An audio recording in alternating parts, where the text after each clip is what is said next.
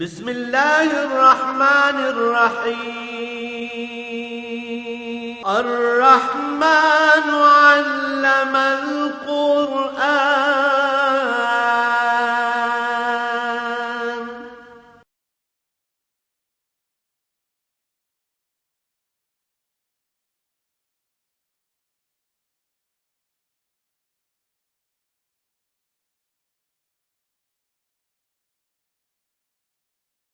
الحمد لله رب العالمين والصلاة والسلام على حبيبه محمد وآله وصحبه أجمعين. أعوذ بالله من الشيطان الرجيم. بسم الله الرحمن الرحيم. كما أخرجك ربك من بيتك بالحق إن فريقا من المؤمنين لكارهون يجادلونك في الحق بعدما تبين كأنما يساقون إلى الموت وهم ينظرون. إذ يعدكم الله إحدى الطائفتين أنها لكم وتودون أن غير ذات الشوكة تكون لكم ويريد الله أن يحق الحق بكلماته ويقطع دابر الكافرين ليحق الحق ويبطل الباطل ولو كره المجرمون. اللهم سبحانك لا علم لنا إلا ما علمتنا إنك أنت العليم الحكيم. مولاي صل وسلم دائما أبدا على حبيبك خير الخلق كلهم.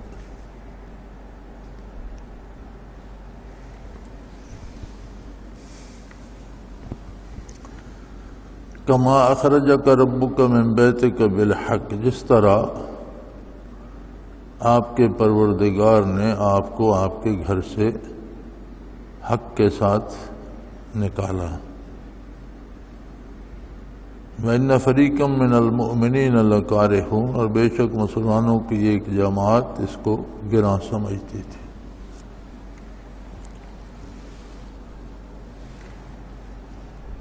حضور اکرم صلی اللہ علیہ وآلہ وسلم کی مدنی حیات مبارکہ میں 84 کے قریب غزوات و سرایا ہیں. غزوات ان سفروں کو کہا گیا ہے جن کی قیادت خود حضور اکرم صلی اللہ علیہ وسلم نے کی، اور سریہ کی جمع سرایا ہے. سرایا ان کو کہا گیا ہے جن کی قیادت کسی خادم کے سپرد حضور اکرم صلی اللہ علیہ وسلم نے فرمائی.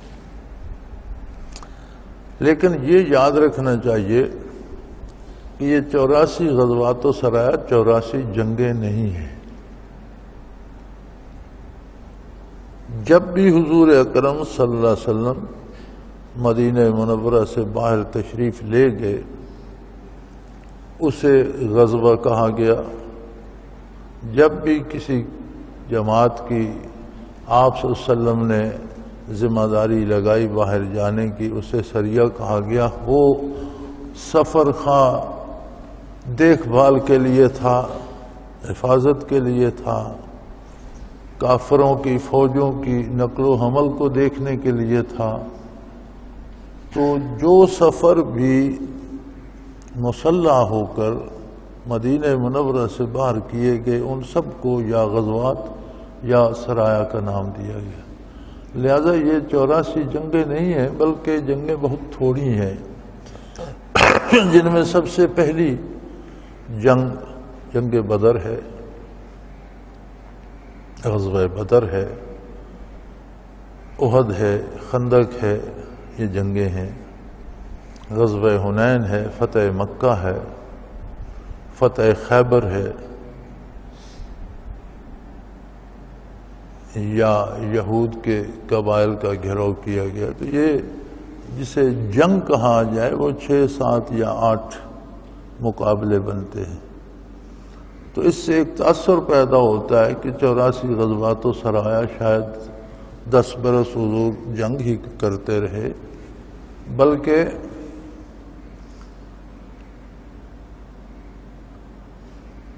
حضور اکرم صلی اللہ علیہ وسلم رحمت للعالمین مبعوث ہوئے اور آپ کا مقصد عالی مخلوق کی اصلاح کا تھا، بندوں کو قتل کرنے کا نہیں تھا، جیسا کہ حضور نے ایک سریے میں حضرت علی کرم اللہ وجہ الکریم کو امیر لشکر بناتے ہوئے فرمایا کہ یہ بات یاد رکھنا، 1000 کافر کو بحالت کفر قتل کرنے سے ایک کافر کا مسلمان ہو جانا اللہ کریم کو زیادہ پسند ہے، یعنی لوگوں کو اسلام سے آشنا کرنے کی کوشش کیجیے گا، قتل کرنے کی نہیں۔ پھر جنگوں میں بھی حضور کے احکام موجود ہیں کہ جو تلوار نہ اٹھائے اس سے کوئی تعرض نہ کیا جائے، بوڑھے کو قتل نہ کیا جائے، بچے کو قتل نہ کیا جائے، عورتوں کو قتل نہ کیا جائے، اور جو لوگ اپنے مندروں، بت خانوں، بت قدوں میں بیٹھے ہیں انہیں نہ چھیڑا جائے، درخت نہ کاٹے جائیں، فصل نہ اجاڑے جائیں۔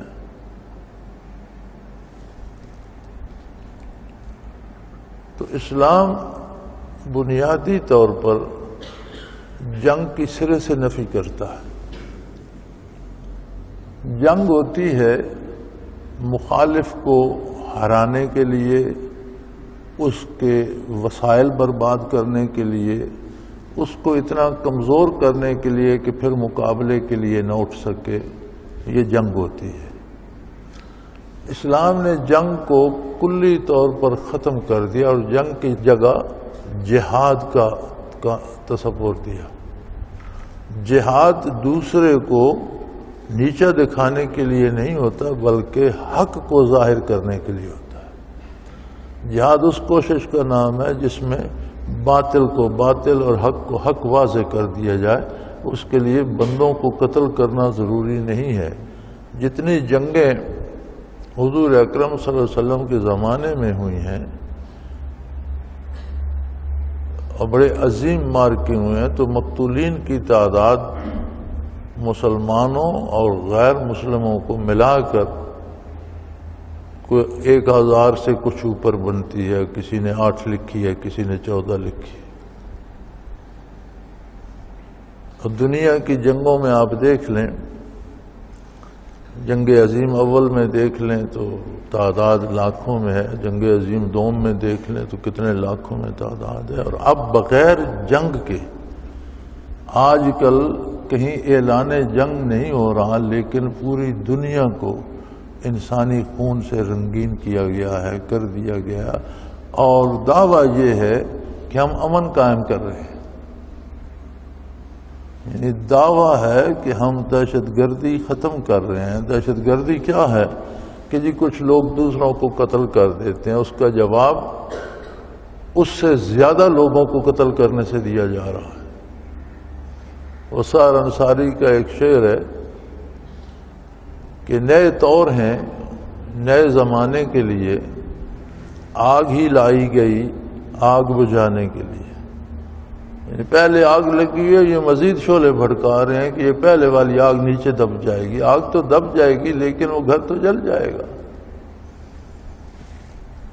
تو یہ جو اعتراض کرتے ہیں کہ اسلام بزور شمشیر پھیلا اور تلوار کے زور سے پھیلا، انہیں یہ سوچنا چاہیے کہ ایک تاریخی حقیقت یہ ہے کہ مسلمانوں نے اور اسلام نے کسی قوم، کسی قبیلے، کسی ملک پر چڑھائی نہیں کی۔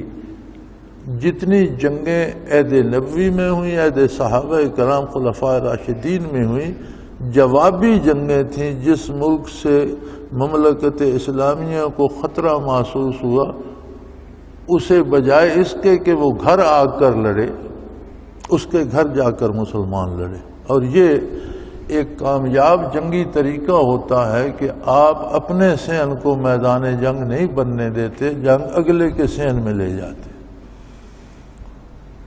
یہ ایک کامیاب جنگی چال ہوتی ہے اور یہ بڑی مشکل ہے، ہر کوئی ایسا نہیں کر سکتا۔ اب خدا نخواستہ ہم فرض کر لیتے ہیں، اللہ نہ کرے ایسا ہو، لیکن اگر ہندوستان اور پاکستان میں جنگ ہوتی ہے اور ہندوستان کی فوجیں پاکستان کے اندر آ کر لڑتی ہیں، تو جو ان کا نقصان ہوگا پاکستان کی جو فوجوں کا نقصان ہوگا اس کے ساتھ پاکستان کے سولین بھی مارے جائیں گے۔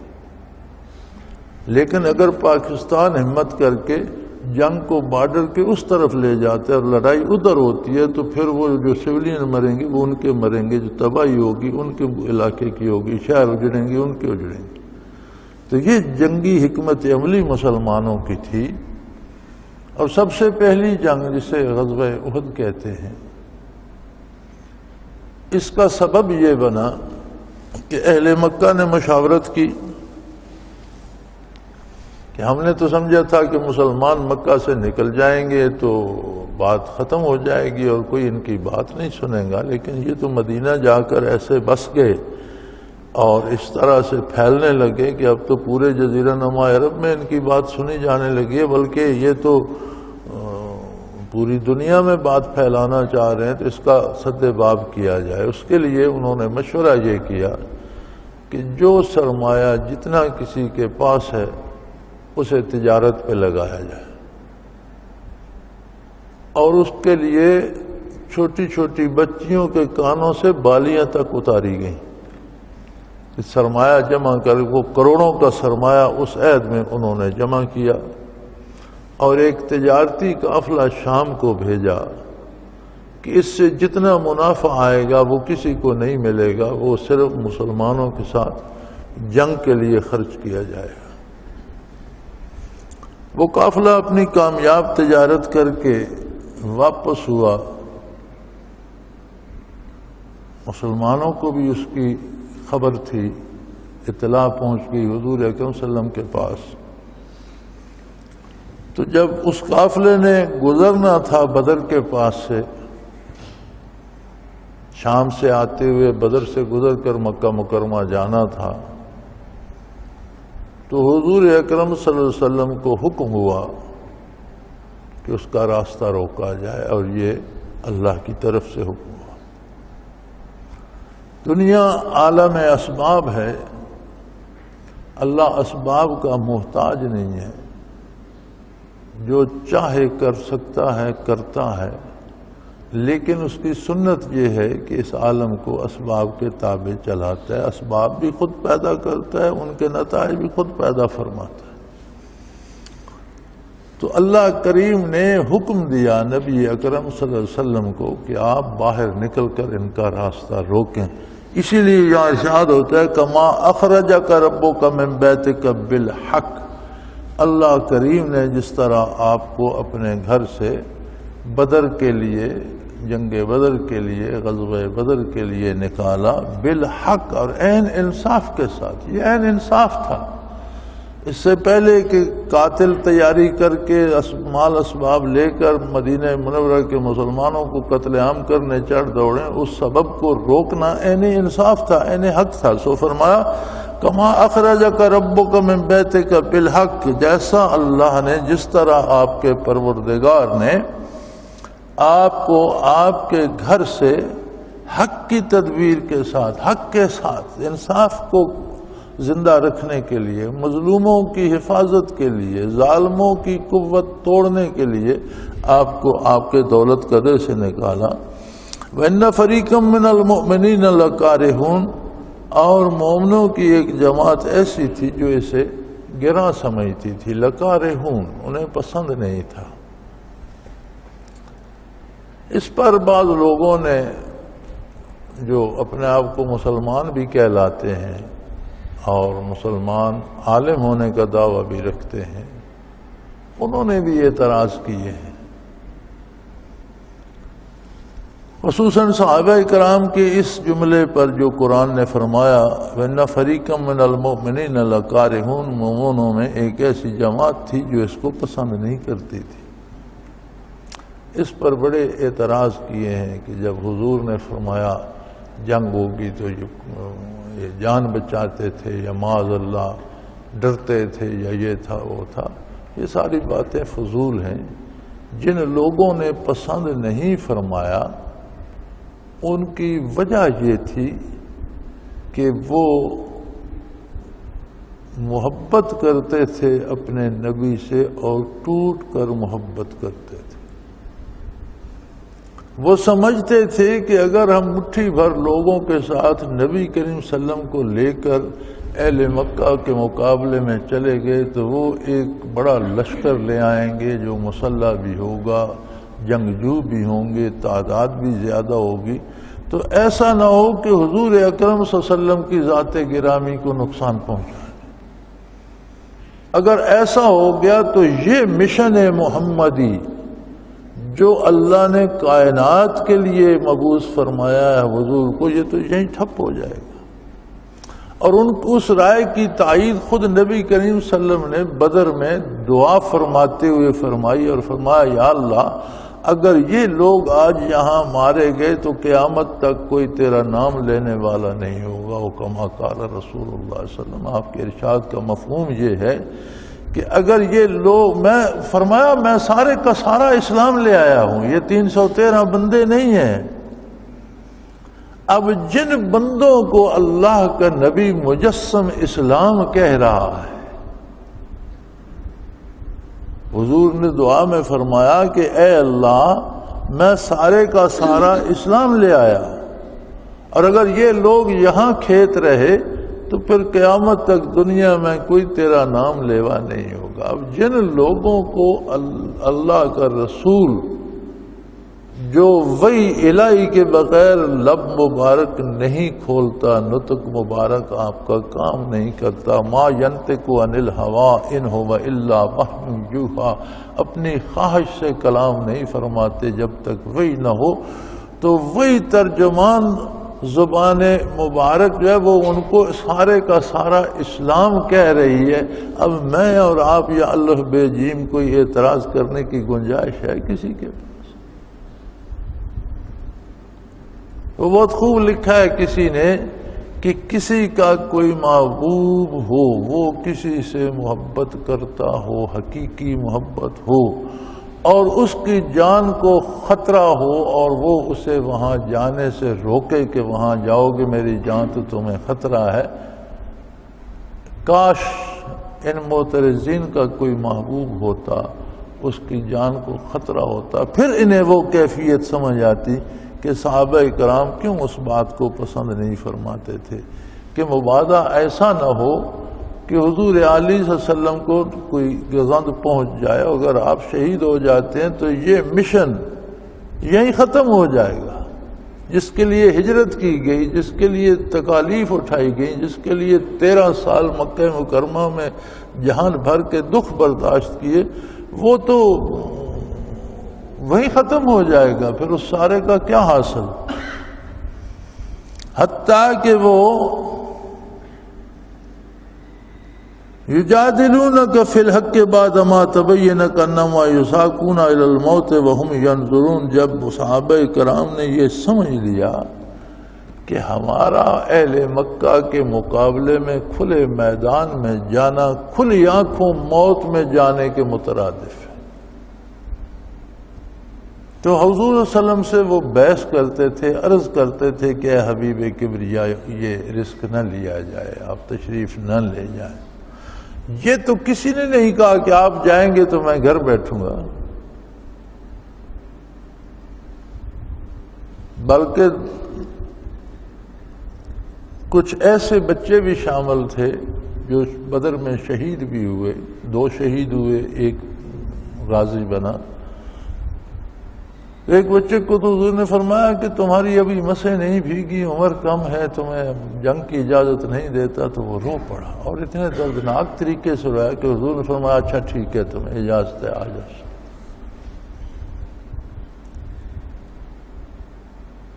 دوسرا ایک آیا، آپ نے منع کیا، اس نے بڑا اصرار کیا، بڑی منتیں کی، اللہ کے رسول مجھ پر کرم فرمائیے۔ اس کے والد نے اسے روکا تو اس نے والد سے کہا کہ ابا آپ مجھے جنت میں جاتا ہوا نہیں دیکھ سکتے، کیوں مجھے جنت کے راستے سے روکتے ہیں؟ حضور نے اسے بھی اجازت دے دی۔ جب تیسرا آیا تو وہ ان دونوں سے ذرا کمزور تھا، اس نے بھی اصرار کیا تو حضور نے فرمایا بھائی نہیں۔ اس نے کہا یا رسول اللہ یہ جیسے آپ نے اجازت دی ہے میں اسے کشتی میں گرا سکتا ہوں، میں اس سے تکڑا ہوں۔ آپ نے فرمایا اچھا کشتی کرو۔ جب وہ کشتی کرنے لگے تو اس نے اس کے کان میں کہا کہ میں جانتا ہوں تو مجھ سے ٹکرا ہے، پر مجھے گرانا نہیں، مجھ سے گر جانا کہ مجھے اجازت مل جائے جہاد پر جانے کی۔ یعنی ذوق شہادت جو تھا اس کا یہ عالم تھا، بچوں نوجوانوں کا بھی اور سب کا، کہ ذوق شہادت سے اور پھر انہی دو بچوں نے ابو جہل کو قتل کیا تھا، ان میں سے ایک خود بھی شہید ہو گیا اور دوسرا غازی بنا، اور یہی ابو جہل کے قاتل تھے۔ میدان بدر میں انہوں نے ایک صحابی سے پوچھا کیا چچا جان ابو جہل کون ہے؟ سنا ہے وہ نبی کریم صلی اللہ علیہ وسلم کی توہین کرتے۔ اس نے کہا بھتیجو تم ابو جہل کو جان کر کیا کہوں گا، مقابلہ کریں گے، دیکھیں گے کہاں تک جاتا ہے۔ تو کہتے ہیں میں حیران ہو گیا، یہ نوعمر بچے ہیں، 12 14 15 سال کے، یہ کیا کریں گے؟ ابو جہل ایک شاطر جنگجو پرانا جرنیل ہے، لیکن تب تک ابو جہل گھوڑے پہ نظر آیا تو میں نے انہیں دکھایا کہ وہ ابو جہل ہے۔ وہ فرماتے ہیں وہ باز کی طرح جھپٹے اس پر، لڑے اس سے، ان میں سے ایک شہید ہو گیا لیکن ان دونوں نے اسے مار گرایا گھوڑے سے۔ تو بحث کس بات پہ کرتے تھے؟ وہ دیکھتے تھے کہ یہ اہل مکہ کے مقابلے میں اس بے سر و سامانی میں جانا کہ 313 تو کل مجاہد تیار ہو سکے جو افرادی قوت تھی، ان کے پاس 70 گھوڑے تھے،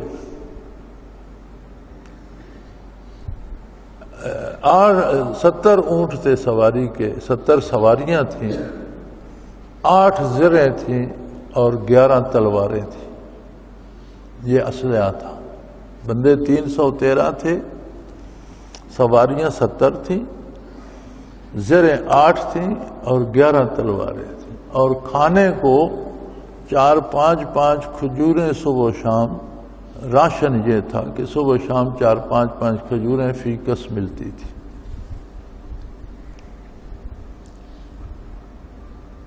یہ جنگ رمضان المبارک میں ہوئی اور حضور نے جنگ کے دن افطاری کا حکم دیا کہ آج روزہ نہ رکھو، جو شہید ہو گیا وہ جنت میں جائے گا، جو غازی بنا وہ بعد میں قضا کر لے گا، لیکن آج عین دوران جنگ روزہ نہ رکھے۔ حضور نے رخصت دے دی تو 5 کھجوریں صحابہ میں تقسیم کی گئیں صف بندی کے وقت۔ ایک صحابی، نوجوان صحابی کو حضور نے جب کھجوریں تھا تو اس نے سوال کیا یا رسول اللہ اگر آج میں مارا گیا تو جنت جاؤں گا؟ آپ نے فرمایا بے شک، تو اعلیٰ درجے کا شہید ہوگا اور جنت جائے گا۔ تو اس نے کھجوریں پھینک دی، اس نے کہا وہیں جا کر بھوک مٹائے گی۔ اب ان کھجوروں سے ساری عمر پیٹ بھرا ہے، آج بھی یہی کھائیں، جنت میں جا کر کھانا کھائیں گے۔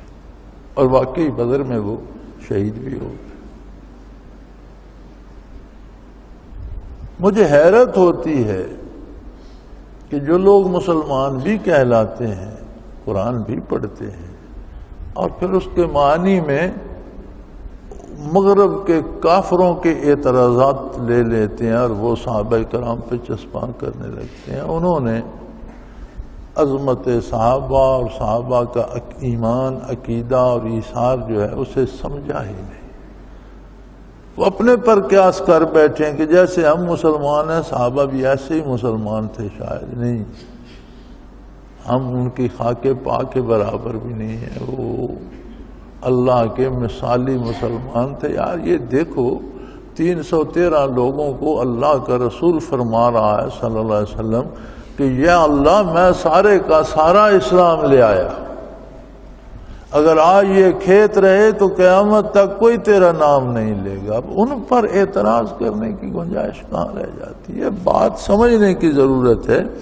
یجادلونک فی الحق بعد ما تبین کانما یساقون الی الموت وہم ینظرون۔ وہ آپ سے اس حق کے معاملے میں آپ کا نکلنا حق تھا، لیکن اس میں وہ آپ سے بحث کرتے تھے۔ کیوں؟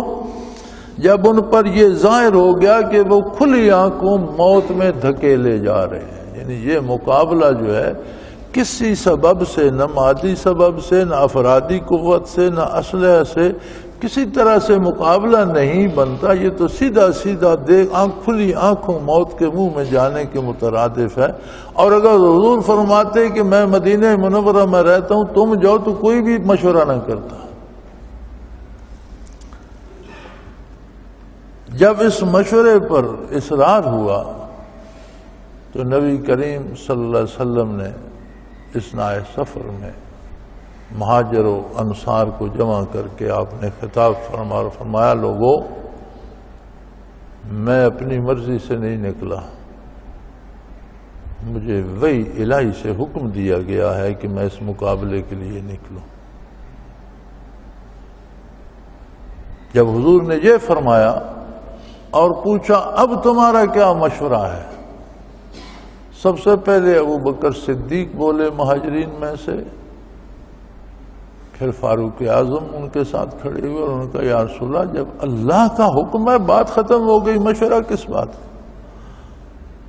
مشورہ تو تب ہے کہ آپ مشورہ طلب فرمائیں، کوئی فیصلہ مشورے سے کرنا ہو، جب اللہ کا حکم ہے تو بات ختم ہو گئی، مشورہ کس بات کا؟ ہم آپ کے خادم، آپ کے ہم رکاب ہیں۔ حضور نے انصار سے پوچھا، ایک انصاری نے کھڑے ہو کر فرمایا، عرض کیا یا رسول اللہ، ہم موسیٰ علیہ السلام کی امتوں کی طرح نہیں کہیں گے فَاذْهَبْ أَنْتَ وَرَبُّكَ فَقَاتِلَا، آپ جائیں اور آپ کا پروردگار اور لڑیں، اِنَّا هَاهُنَا قَاعِدُونَ، ہم یہاں بیٹھے ہیں، یہ جملہ ہم نہیں کہیں گے، آپ جہاں جائیں گے ہم آپ کی خدمت میں حاضر ہیں اور لڑیں گے۔ حضرت سعد بن معاذ رضی اللہ تعالی عنہ انصار کے سردار تھے، وہ کھڑے ہوئے اور انہوں نے کہا یا رسول اللہ، جب ہم آپ پر ایمان لائے تو ہمیں یہ روز روشن کی طرح واضح تھا کہ دنیا کا سارا کفر ہمارے خلاف ہو جائے گا۔ اب ہم آپ کی خدمت میں حاضر ہیں، آپ اگر سمندر میں گھوڑے دوڑا دیں تو ہم رکاب پائیں گے، آپ برق الغماد تک چلے جائیں، ہم آپ کے ساتھ جائیں گے، جہاں آپ ہوں گے آپ سے پہلے ہم اپنی جان پیش کریں گے۔ مشورے کی بات گزر گئی، جب اللہ کا حکم ہے مشورہ ختم ہو گیا۔ پھر حضور نے فرمایا کہ بھئی جماعتیں دو ہو گئی ہیں، قافلے والوں کو بھی یہ سنگن پہنچ گئی کہ مسلمان مدینہ منورہ سے نکل پڑے ہیں، تو وہ بدر کو چھوڑ کر، بدر سے مغرب کی بدر سے ایک طرف پہاڑیاں ہیں جن کے سامنے میدان بدر سجا، ان پہاڑیوں کے پیچھے سمندر ہے قریب، تو وہ ساحل سمندر کی طرف ہو گئے، محفوظ راستے کی طرف۔ پھر انہوں نے قاصد تیز رفتار مکہ دوڑایا، مکہ مکرمہ۔ اس نے مشرکین مکہ کو کہا کہ قافلے کو بڑا خطرہ ہے، وہ بڑے تیار ہوئے، انہوں نے 1000 کا لشکر جرار تیار کیا، جو بڑے مانے ہوئے جنگجو جوان تھے، اور بڑے بڑے قریش کے سردار جو جرنیل تھے وہ بھی ساتھ ہو گئے۔ 1000 کا لشکر جرار، بے شمار اسلحہ، گھوڑے، اونٹ، کھانے کے لیے خوراک، سارا انتظام کر کے وہ نکل پڑے۔ مسلمانوں کو بھی خبر ہو گئی کہ لشکر مکہ سے بھی آ رہا ہے، تو حضور نے فرمایا اللہ نے مجھ سے وعدہ فرمایا ہے کہ ان دو میں سے ایک لشکر پر آپ کو فتح دوں۔ اذ یعدکم اللہ احدی الطائفتان انہا لکم، جب اللہ نے آپ سے وعدہ کر دیا کہ ان دو لشکروں میں سے ایک پر آپ کو فتح ہوگی، ایک لشکر تمہارے قابو آ جائے گا، تمہارے ہاتھ آ جائے گا، تو تودون ان غیر ذات الشوکۃ تکون لکم، تو تب بھی صحابہ کرام کا خیال یہ تھا کہ قافلہ ہاتھ آ جائے جو کم مسلح ہے، غیر ذات الشوکہ، اس کے ساتھ بھی خالی نہیں تھا قافلہ بھی، اس کے ساتھ بھی 70 مسلح سوار تھے اس کی نگرانی کے لیے، لیکن یہ صحابہ 313 تھے، وہ 70 تھے، عددی قوت زیادہ تھی، تو ارادہ یہ صحابہ کا دل یہ چاہتا تھا، تم چاہتے تھے کہ جو بغیر اسلحہ وغیرہ کے وہ تمہارے ہاتھ آ جائے، لیکن وَيُرِيدُ اللَّهُ أَن يُحِقَّ الْحَقَّ بِكَلِمَاتِهِ، لیکن اللہ جل شانہ یہ چاہتے تھے کہ حق کو اپنے فرمان سے قائم کر دیں اور دنیا کو دکھا دیں کہ غالب حق ہوتا ہے اور باطل مغلوب ہوتا ہے، خواہ اس کے پاس جتنے وسائل ہوں، دنیاوی اسباب ہوں، شان و شوکت ہو، لیکن فتح حق کی ہوتی ہے۔ اللہ یہ بات ظاہر کرنا چاہتے ہیں۔ وَيَقْطَعَ دَابِرَ الْكَافِرِينَ، اور اللہ یہ چاہتا تھا کہ کافروں کی جڑ ہی کاٹ دے۔ ان کا جو زوم ہے اور یہ روز جو اپنے تکبر میں مبتلا ہوتے ہیں، ان کو ایسا ذلیل کیا جائے کہ ان کے دعوے کی جڑ ہی کٹ جائے اور پوری دنیا دیکھ لے کہ حق کس کے ساتھ ہے، تاکہ لوگ جو ہیں ان کو دین نصیب ہو، اسلام نصیب ہو، وہ اسلام کی طرف مائل ہوں۔ اور جو روب اہل مکہ کا ہے، چونکہ عرب کے بے شمار قبائل اس انتظار میں تھے کہ دیکھیں ان دونوں میں سے کون غالب آتا ہے، اور وہ یہ عرب اس معاملے میں بڑے دانا لوگ تھے۔ وہ کہتے تھے اگر حضور واقعی سچے نبی ہیں تو یقیناً غالب آئیں گے، اور اگر معاذ اللہ ان کا دعویٰ محض شہرت حاصل کرنے کا ہے تو پھر اہل مکہ کے ہاتھوں قتل ہو جائیں گے۔ تو یہ مقابلہ ایک دفعہ دیکھ لیں، اگر اہل مکہ کو شکست ہوتی ہے تو یہ دلیل ہے کہ حضور سچے نبی ہیں، پھر آپ کی خدمت میں حاضر ہونا چاہیے۔ تو اللہ نے فرمایا، اللہ جب ہر بات کو جانتا ہے، اللہ نے فرمایا یرید اللہ ان یحق الحق بکلمات، اللہ چاہتا تھا کہ اپنے فرمان سے حق کو فاتح کرے، واضح کر دے اور کافروں کی جڑ کاٹ دے، ان کی شان و شوکت خاک میں ملا دے۔ جب حضور اکرم صلی اللہ علیہ وسلم نے یہ خبر صحابہ کو دی تو آپ نے بدر میں وہ جگہیں دکھلائیں۔ تفاسیر میں یہ ملتا ہے کہ حضور نے ایک ایک کافر کے قتل کی جگہ فرمایا یہاں وہ کافر قتل ہوگا، یہاں فلاں کافر قتل ہوگا، یہاں فلاں کافر قتل ہوگا، یہاں فلاں سردار مارا جائے گا، اس جگہ فلاں قتل ہوگا۔ اور جنگ کے بعد صحابہ کرام نے دیکھا کہ ان کے لاشیں انہی جگہوں پر پڑے تھے جن کی حضور نے باذن الہی خبر دی تھی، چونکہ اللہ نے حضور کو خبر دے دی تھی کہ آپ کو فتح ہوگی۔ اور ان کے چوٹی کے لوگ مکہ کے چیدہ شاہ سوار جوان اور سرداروں میں سے 70 کھیت رہے اور 70 قید ہو گئے مسلمانوں کے ہاتھوں۔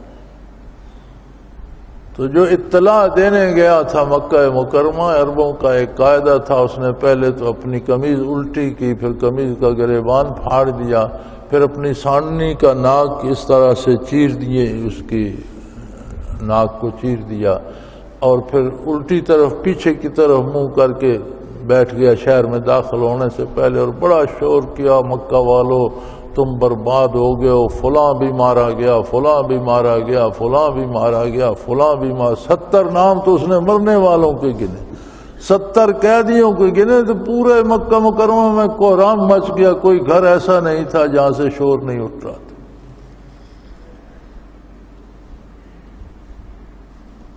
تو فرمایا جب اللہ نے آپ سے وعدہ کر دیا کہ 2 جماعتوں میں سے ایک جماعت تمہارے ہاتھ آ جائے گی، تو آپ لوگ چاہتے تھے کہ جو غیر مسلح یا کمزور جماعت ہے یعنی قافلے والے ہیں وہ ہاتھ لگیں، لیکن اللہ کریم چاہتے تھے کہ حق کو اپنے فرمان سے غالب کریں اور باطل کا باطل ہونا عملت ثابت فرما دیں۔ وَلَوْ كَرِهَ الْمُجْرِمُونَ، خواہ آپ کے دشمن اس سے ناخوش ہی ہوں، خواہ مجرموں کو اس سے دکھ ہی ہو، خواہ نافرمانوں کو یہ بات پسند نہ آئے۔ اور یہ عجیب بات ہے کہ 313 بندے جن کے پاس کل 70 سواریاں ہیں اور ان کے پاس 8 زریں اور 11 تلواریں ہیں، وہ ایک لشکر جرار جو آزمودہ کار جنگجوؤں کا ہے، اسلحہ بھی وافر ہے، راشن بھی وافر ہے، کس طرح اس سے لڑیں؟ استستغیثون ربکم فاستجاب لکم، فرمایا جب آپ صلی اللہ علیہ وسلم اپنے پروردگار سے دعا فرما رہے تھے۔ دعا مومن کا، حضور کا حکم ہے، مومن کا بہت بڑا ہتھیار ہے۔ آپ صلی اللہ علیہ وسلم نے پھر وہی میں جو پہلے عرض کر چکا ہوں میدان بدر میں، عریش بدر میں وہی دعا فرمائی کہ یا اللہ یہ 313 سارے کا سارا اسلام ہے، میرا سارا سرمایہ ہے، ان کی مدد فرما، اگر یہ کھیت رہے تو قیامت تک فلن توبت ابدا، کبھی کوئی تیری عبادت نہیں کر پائے گا۔ اور آپ نے اس الہا و زاری سے دعا فرمائی، ایک یہ سلوٹ سے کاٹ کر اس کا ایک چھپر بنا دیا گیا تھا جسے عریش بدر کہتے ہیں، عریش چھپر کو کہتے ہیں، جھگی کہہ لیں آپ، تو بدر میں وہ چھپر سا بنا۔ اب وہاں بدر میں بہت شاندار مسجد ہے جہاں عریش بدر تھا، تو وہاں آپ دعا فرما رہے تھے، حتیٰ کہ دوش مبارک سے ایک طرف سے چادر مبارک گر گئے، اور سیدنا ابو بکر صدیق خدمت عالی میں حاضر تھے۔ آپ نے عرض کی یا رسول اللہ بس کیجئے، اللہ نے آپ کی دعا سن لی ہے، آپ اس قدر الہا و زاری اور اس قدر نہ کریں، اب بس کر دیں، آپ نے دعا کر دی، یہ کام ہو گیا۔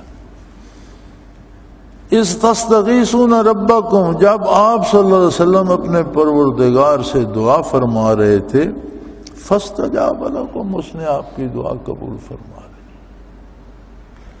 دعا مومن کا بہت بڑا ہتھیار ہے اور ہر کام میں دعا کرنی چاہیے، لیکن ایک بات یاد رکھیں، صرف دعا سے کام نہیں ہوتا، دعا کرنے کا طریقہ جو ہے وہ نبی کریم صلی اللہ علیہ وسلم نے بتا دیا کہ 313 جو میسر تھے خدام انہیں لیا، جو اسباب سواری میسر تھی وہ لی، جتنا اسلحہ میسر تھا وہ لیا، 150 کلومیٹر مکہ مکرمہ سے چل کر مقام بدر میں تشریف لائے، وہاں اعلیٰ مقام منتخب کیا، پانی کے چشمے پر قبضہ فرمایا، پھر بدر کے دن ان 313 کو سفارا کیا، حضور کے دست اقدس میں چھڑی تھی، اور جو آگے ہے اسے پیچھے، جو پیچھے اسے آگے، پوری صف بندی خود حضور نے کرائی، سارے اسباب مکمل کر کے عریش بدر میں تشریف لے گئے کہ اللہ کی مدد سے کام ہوگا، دعا سے ہو۔ تو دعا کا مطلب یہ نہیں کہ بندہ کام کرنا چھوڑ دے اور بیٹھا دعا کرتا رہے۔ بعض لوگ پوچھتے ہیں جی وہ رزق کے لیے وظیفہ بتائیں، کاروبار کے لیے وظیفہ بتائیں، تو وظیفہ سادہ سا ہے کہ محنت سے کاروبار کریں اور اس کے بعد اللہ کی بارگاہ میں اپنے لیے دعا کریں کہ یا اللہ مجھے اس سے رزق کی فراخی عطا کر اور مجھے اس میں کامیاب کر، لیکن پوری دیانتداری سے پوری محنت کر کے کام کریں۔ یہی طریقہ حضور نے تعلیم فرمایا کہ اسباب پورے فرما کر عریش بدر میں جب آپ نے دعا فرمائی، اللہ نے فرمایا میں نے قبول کر لی، انی ممدکم بألف من الملائکۃ مردفین، میں آپ کے لیے، جب آپ نے دعا فرمائی اللہ نے فرمایا آپ کی دعا قبول ہو گئی، اب میں آپ کے لیے اور آپ کے خدام کے لیے 1000 فرشتے بھیج رہا ہوں، جو صف در صف مردفین، جو ایک دوسرے کے پیچھے صف در صف، اسے فوجی زبان میں کہتے ہیں فارمیشن میں چلے آتے ہوں گے، 4-4 5-5 کی ٹولیاں بنا کر فوجی آگے پیچھے ہو کر جس طرح چلتے ہیں اسے فارمیشن کہتے ہیں۔ اور قرآن نے کہا مردفین کہ ایک دوسرے کے پیچھے صف در صف آپ کی خدمت میں چلے آتے ہوں گے۔ بار الہ، فرشتہ تو تیری وہ مخلوق ہے کہ ایک ایک فرشتے نے زمین کے تختے الٹ دیے، ایک ایک فرشتے نے قوموں کی قوموں کو تباہ کر دیا، ایک ایک فرشتے نے پہاڑوں کو اڑا دیا، تو یہاں 1000 فرشتے کیا کریں گے؟ فرمایا وہ میں جب عذاب بھیجتا ہوں تو ایک فرشتے کو بھی حکم دوں تو ان کے لیے کافی ہے، لیکن یہ تو میرا نبی مانگ رہا ہے، مانگنے والے کا مقام بھی تو دیکھو، کام ایک فرشتہ بھی کر سکتا ہے، لیکن عظمت نبوت یہ ہے کہ 1000 بھیجے، پھر فرمایا 3000 اور بھیجیں گے، کہ جو ہاتھ مبارک دعا کے لیے اٹھے ہیں ان کی عظمت کے لیے، ان کی شان بتانے کے لیے، ان کا مقام بتانے کے لیے میں نے 1000 فرشتہ بھیج دیا، پھر میں نے کہا مزید 3000 اور بھیجیں گے۔ ما جعلہ اللہ الا بشرا ولتطمئن بہ قلوبکم وما النصر الا من عند اللہ ان اللہ عزیز حکیم۔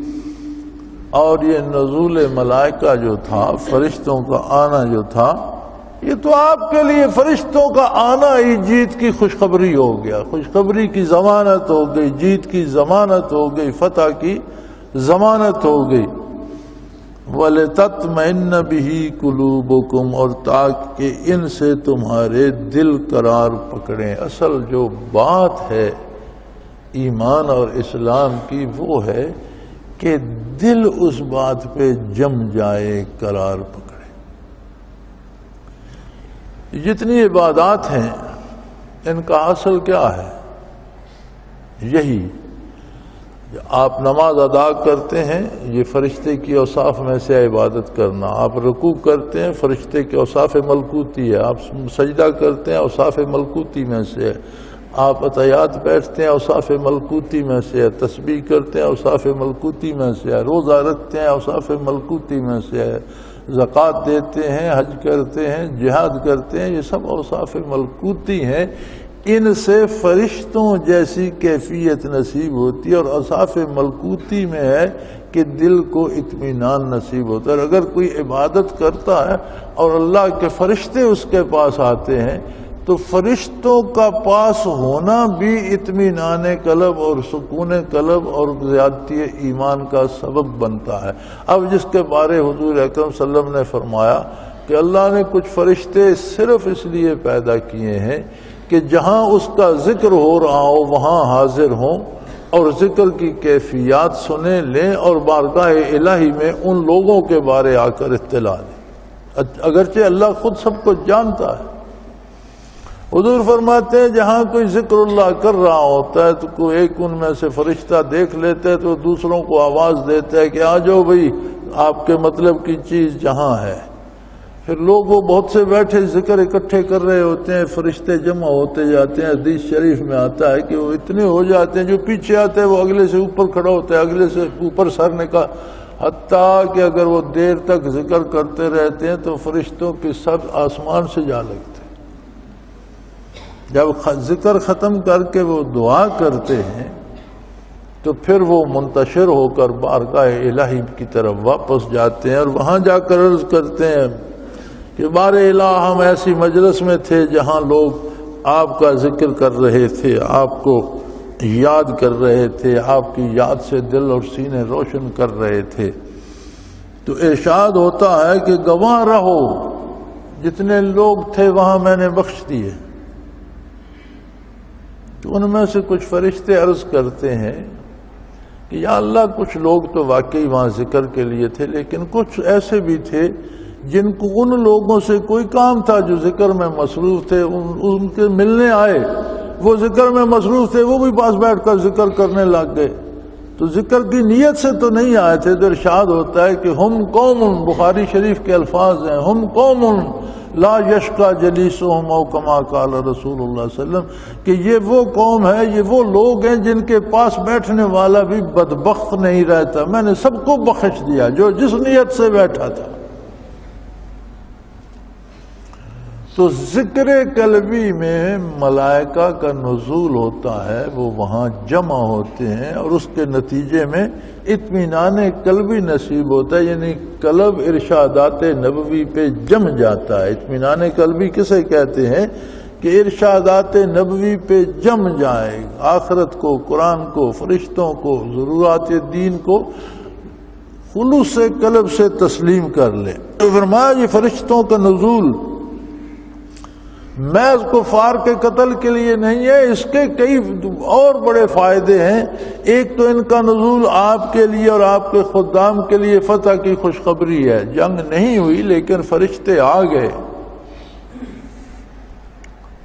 مفسرین نے لکھا ہے اور آگے قرآن کریم میں یہ واقعہ آتا ہے اپنی جگہ پر کہ شیطان ایک عرب سردار بہت مشہور جنگجو تھا اور اس کا قبیلہ بھی بڑا جنگجو تھا، اس کی شکل بنا کر اور اپنے چیلے ساتھ فوجی بنا کر اہل مکہ کے ساتھ آ کر مل کے چونکہ جب قافلہ ایک طرف سے نکل گیا تو مکے کے لشکر میں بھی شور پڑ گیا کہ بھئی قافلہ بچ کر نکل گیا تو اب جنگ خواہ مخواہ لینی ہے، بندے اپنے مروا بیٹھیں گے، ان کے بھی ماریں گے، اس سے کیا ہوگا، تو اب جنگ نہ کی جائے۔ تو ابو جہل اور اس کے ہمنوا کہتے تھے کہ جب مکے سے اتنے دور آ گئے ہیں اور مدینہ منورہ اور مکہ کے درمیان آ گئے ہیں تو اب ہم لڑے بغیر واپس نہیں جائیں گے، اور یہ مسلمانوں کا قصہ اب پاک کر دیا جائے، ہماری بڑی تیاری ہے، بڑا لشکر ہے۔ اور اس نے آ کر سرداران قریش سے کہا کہ یہ جنگ ضرور ہوگی، میں فلاں سردار، میں بھی تمہارے ساتھ ہوں، یہ میرا لشکر بھی تمہارے ساتھ ہے۔ چنانچہ فیصلہ ہو گیا جنگ کا۔ جب بدر میں صفیں بن رہی تھیں تو وہ چھوڑ کر بھاگنے لگا۔ ابو جہل نے کہا تمہیں بھاگتے ہوئے شرم نہیں آتی؟ یہاں تک ہمیں بھی لے۔ اس نے کہا انی ارا ما لا ترون، اس نے کہا میں وہ دیکھ رہا ہوں جو تمہیں نظر نہیں آتا۔ اسے تو نظر آ رہا تھا کہ فرشتے نازل ہو، اس نے کہا انی ارا ما لا ترون، مجھے دکھائی دے رہا ہے جو تمہیں دکھائی نہیں دے رہا، میں بھاگ رہا ہوں، تم جانو تمہارا کام جانے۔ تو فرمایا فرشتوں کا آنا ایک تو بشارت تھی فتح کی، اور دوسرا قرب ملائکہ سے خدام نبوی کے قلوب کو سکون و اطمینان اور قوت ملے گی۔ وَمَن نَّصْرُ إِلَّا مِنْ عِندِ اللَّهِ، اور فتح کیا ہے، مدد ہے کیا؟ صرف ایک چیز مدد کرتی ہے جو اللہ کی طرف سے ہوتی ہے۔ یہ جو مخلوق بھٹکتی رہتی ہے ساری عمر، فلاں میری مدد کرے گا، فلاں میری مدد کرے گا، فلاں پیر کرے گا، فلاں مولوی کرے گا، فلاں جادوگر کرے گا، فلاں سیاستدان کرے گا، اور اس میں عمریں کھپا دیتے ہیں، یہ سب دھوکہ ہے، اپنے آپ سے جھوٹ بولنے کے مترادف ہے۔ مدد وہی ہے جو اللہ وحدہ لا شریک کی طرف سے ملتی ہے۔ من نصر الا من عند اللہ، اور مدد ہے کیا حقیقتاً؟ صرف اللہ کی طرف سے۔ اور دنیا میں سب خود محتاج ہیں، محتاج دوسرے کی مدد کیا کرے گا؟ سب محتاج ہیں، اور جو حق کے اہل حق ہیں، علماء حق ہیں، علماء ربانیین ہیں، جو پیران حق ہیں، وہ ایک کام کرتے ہیں، وہ یہ لارے نہیں لگاتے کہ تم مقدمہ جیت جاؤ گے میری مدد سے، تم فلاں کو قتل کر دو بری ہو جاؤ گے، نہیں۔ ان کا ایک کام ہوتا ہے کہ بندے کو اللہ سے واصل کر دیتے ہیں، اللہ کی بارگاہ میں کھڑا کر دیتے ہیں، اب وہ جانے اور اس کا پروردگار جانے۔ اسے کوئی مدد چاہیے تو اپنے پروردگار سے مانگے، وہ اس کی مدد فرمائے گا۔ اہل اللہ کا کام ہوتا ہے کہ آنے والے کو بارگاہ الوہیت تک پہنچا دیں، اسے دعا مانگنے کا سلیقہ سکھا دیں، اس کے دل کو روشن کر دیں، اس کے ایمان کو مضبوط کر دیں۔ تو فرمایا مدد کیا ہوتی ہے؟ حقیقی مدد صرف اللہ کی طرف سے ہوتی ہے۔ ان اللہ عزیز حکیم، یقیناً اللہ غالب ہے، جو چاہے کر سکتا ہے، لیکن وہ حکیم و دانا بھی ہے، اپنی حکمت کے مطابق ہر کام سر انجام دیتا ہے، وہ کسی کے مشورے کا محتاج نہیں، وہ خود دانا تر ہے اور وہ غالب تر ہے، نہ کسی کی مدد کا محتاج ہے، نہ کسی کے مشورے کا محتاج ہے۔ وآخر دعوانا ان الحمد للہ رب العالمین۔ اللہ اللہ اللہ اللہ اللہ اللہ اللہ اللہ۔ حضرت امیر محمد اکرم آبان مد ذلہ العالی دارالعرفان منارہ ضلع چکوال میں سالہ سال سے قرآن و حدیث کے اوپر خطابات کر رہے ہیں اور سلسلہ نقشبندیہ اویسیہ کے مطابق لوگوں کو ذکر الہی کی تربیت دے رہے ہیں۔ وہ قرآن پاک کی تفسیر ترتیب وار بیان کر رہے ہیں۔ تفسیر قرآن کو وہ موجودہ ملکی اور بین الاقوامی حالات کے مطابق بیان کرتے ہیں۔ موٹر وے سے کلر کہار کے انٹرچینج سے نکلتے ہوئے، کلر کہار کی جھیل سے ہوتے ہوئے، میانی، بوچھال اور نور پور سے گزرتے ہوئے دارالعرفان منارہ پہنچ سکتے ہیں۔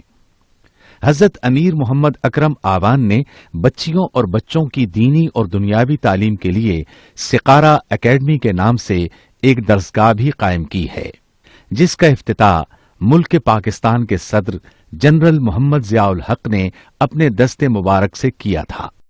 وہ تمام احباب جو اسلام کی طلب رکھتے ہیں ان سے گزارش ہے کہ دارالعرفان منارہ ضلع چکوال میں امیر محمد اکرم آبان صاحب کے خطابات سے مستفید ہوں۔